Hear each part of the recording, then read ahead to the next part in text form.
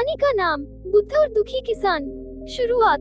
चलिए दोस्तों, आज मैं आपको एक ऐसी कहानी सुनाने जा रहा हूँ जो आपकी सोच को बदल देगी और जीवन को देखने का नया नजरिया देगी।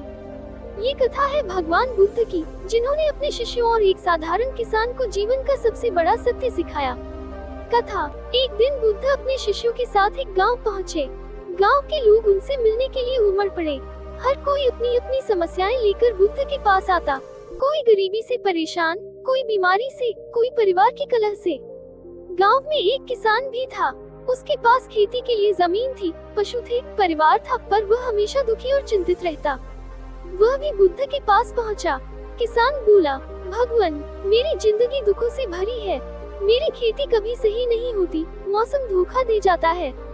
गाय भैंस कभी बीमार पड़ जाती है, कभी चोरी हो जाती है। घर में पत्नी झगड़ती है, बच्चे नहीं मानते। मैं जहाँ भी देखता हूँ केवल परेशानी ही परेशानी है। कृपा करके मेरी समस्याएं दूर कर दीजिए। बुद्ध ने शांत स्वर में पूछा, किसान, तुम्हें लगता है कि तुम्हारे पास कितनी समस्याएं हैं? किसान ने कहा, भगवान, कम से कम 83 समस्याएं तो है ही, और नई समस्याएं तो रोज पैदा हो जाती हैं। बुद्ध मुस्कुराए और बोले, सही कहा तुमने। मनुष्य के जीवन में 83 प्रकार की समस्याएं हमेशा रहती हैं। मौसम, बीमारी, परिवार, गरीबी, बुढ़ापा, मृत्यु, ये सब तो जीवन का हिस्सा है। इनसे कोई नहीं बच सकता। किसान चौंक गया। उसने कहा, तो क्या आप मेरी कोई मदद नहीं कर सकते? मैं तो सोच रहा था कि आप मेरे दुख दूर कर देंगे।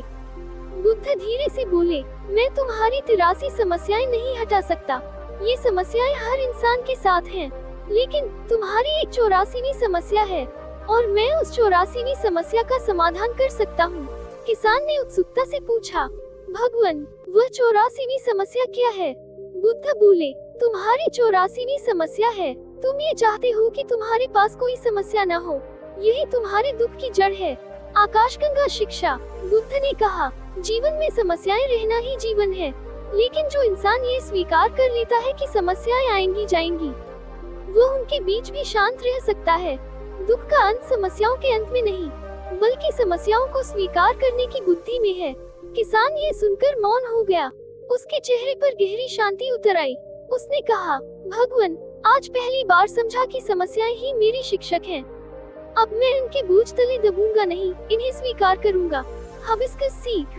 दोस्तों, ये कहानी हमें यही सिखाती है कि समस्याएं खत्म नहीं होती, लेकिन जब हम उन्हें स्वीकार कर लेते हैं और शांत मन से सामना करते हैं, तभी असली सुख मिलता है।